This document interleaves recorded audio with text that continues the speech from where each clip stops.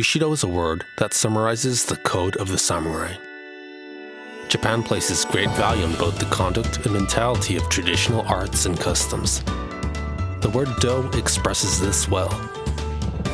Do literally means a path or road, and is used figuratively to refer to not only the way of doing, but also a way of thinking or living. In order to see how these values continue in modern Japan, I traveled to the prefecture of Ishikawa. I arrived first in the culturally abundant city of Kanazawa. Originally a small castle town, its influence and wealth flourished greatly following its conquest by the feudal lord Toshiyama roughly 400 years ago. Much of the traditional industry and art culture from that period still remains. The opportunity to experience the traditional side of Japan is a prime tourist attraction here.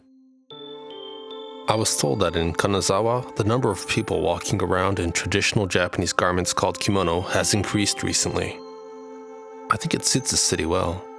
I mean, what is that so fascinating about a girl in a kimono? Aren't they just gorgeous?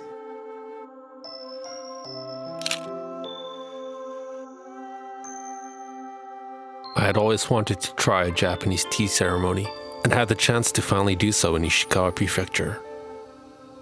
The way of tea, or sado, is far more of an art form than merely drinking tea for one's own enjoyment.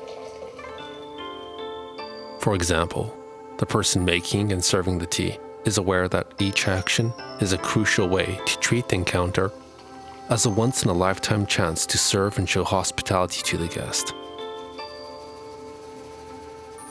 Each action in the ceremony is a refined movement with a deliberate purpose.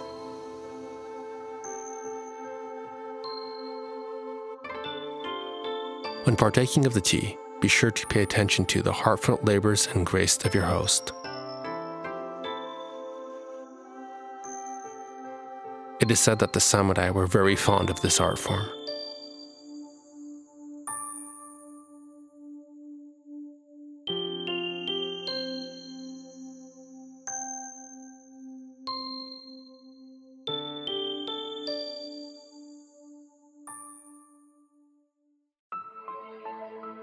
This museum features the concepts and achievements of Daisetsu Suzuki, a world-renowned Buddhist philosopher from Kanazawa.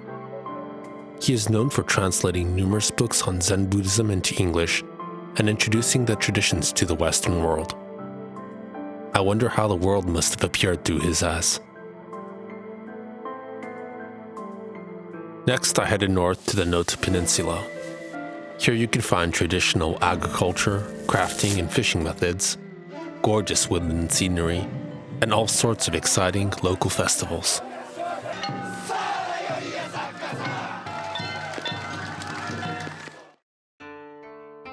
The Sojiji temple of the Zen Buddhist sect has been teaching the way of Buddha for almost 700 years.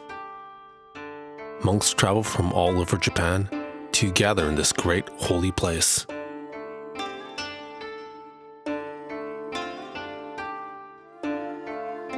One of the most important practices here is Zen meditation. I was instructed to set aside all thoughts of greed and selfishness and simply sit quietly.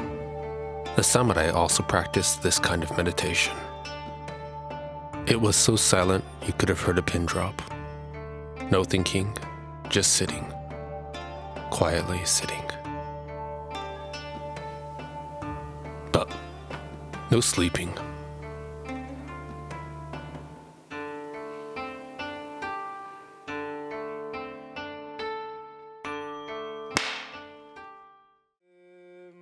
In addition to Buddhism, there is also a local religion here called Shintoism, or the Way of the Gods.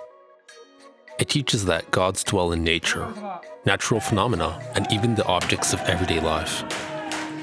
Shrines exist throughout the country to provide people with a place to interact with these gods. One such shrine with over 2,000 years of history is Keta Taisha. There are several rules to be followed when visiting a shrine. First is a cleansing ritual. Start by purifying your left hand, followed by your right.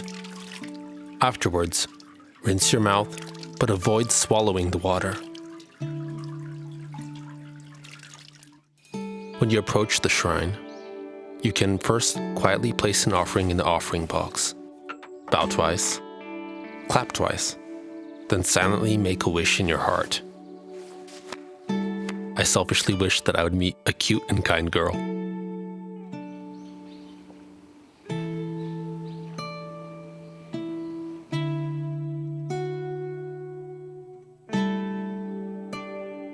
Shrines often have small fortune-telling strips of paper you can buy called omikuji. These strips predict your basic fortunes and list parts of your life in which to exercise caution. I drew kill. Apparently, this is the unluckiest of all the strips. Mine even advised caution when dating. I wanted to try drawing again, but the chief priest of the shrine then told me that because the strip is incredibly rare, many also consider it a lucky draw. I think I prefer that way of thinking. In the southern part of Ishikawa, you can find Mount Haku, one of the 3 great Japanese mountains, as well as gorgeous hot springs in the Awazu, Katayamazu, Yamashiro, and Yamanaka areas. This area is also rich in traditional culture and customs, as well as festivals.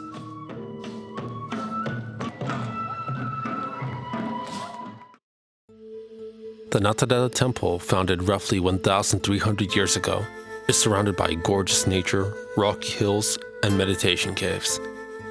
The caves there are believed to purify one's spirit. Entering and passing through them symbolizes rebirth. The landscapes here are breathtaking. Mount Haku is one of 3 mountains considered holy ground to the Japanese. The deity of this mountain can be worshipped at the Shirayama-hime shrine. Many Japanese offer prayers called gokito at shrines. Visitors ask the gods to hear their requests and grant them divine help. For example, it is said that the samurai offered prayers for divine protection before heading into battle. I, on the other hand, sought divine help in meeting a cute girl. Before leaving, I was told of a local winter festival and decided to check it out. It was the Shiramine Snowman Festival. Snowmen of all shapes and sizes are illuminated with candles at dusk. It looks like something out of a fantasy movie. I felt warm and at home in this tiny mountain village.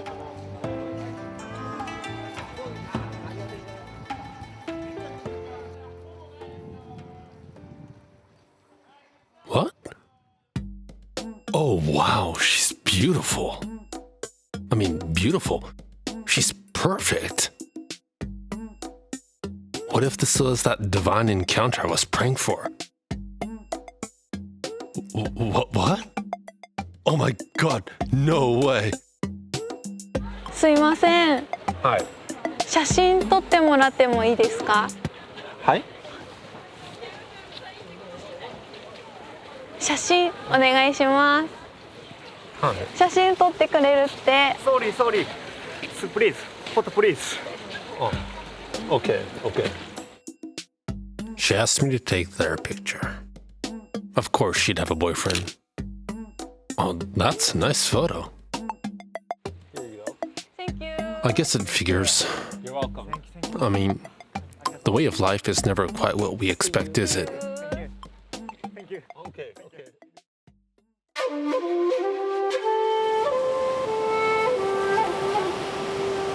It was amazing to come to Ishikawa Prefecture and experience the Japanese way of doing, thinking, and living. I love how Japanese culture seems to value the importance of taking the time to ponder and appreciate the world around us. I wish more people would come and experience it for themselves. I was told of so many more paths, seasonal festivals, and exquisite cuisine to try and explore here. I can't wait to visit again.